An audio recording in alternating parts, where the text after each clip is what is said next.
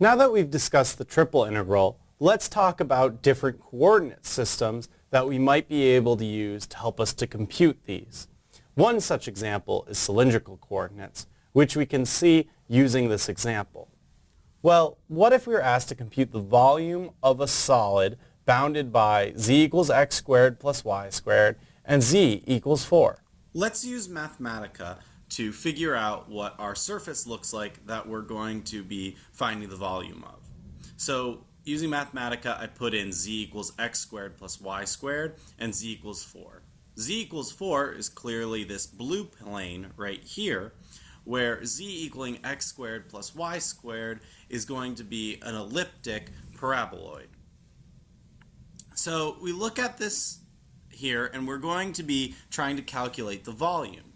Well, what's probably easiest, using z as the most interior part of the integral, because that's the one that has the most variation. And also, if you look at just the xy plane, where the intersection is, we can see that we have this circle. That's the shadow when we look down on the xy plane. And so the idea of this is we have things in terms of z, and the rest is going to be a double integral, but with this circular shape over this circular region, and we can use what we've learned from double integrals and polar coordinates to evaluate this triple integral. This will make things a lot easier. So that's my suggestion for anything that has to do with volume of an elliptic paraboloid. It looks easiest to start by integrating z first. So the volume is equal to the integral from something to something, something to something, and let's just look at that z component and think about the shadow later. Well, we have our x squared plus y squared, that's what we're bounded by at the bottom, and then we are up to z equals 4, dz, with, again, we're ignoring those, what our d values are going to be. So then we project down and look to the shadow of the region in the xy plane, and it's just a disk of radius 2. Well, that should make us think polar coordinates, just like how we know how to do polar coordinates to be able to integrate now our two-dimensional, just how we should be able to use polar coordinates to be able to integrate our double integrals.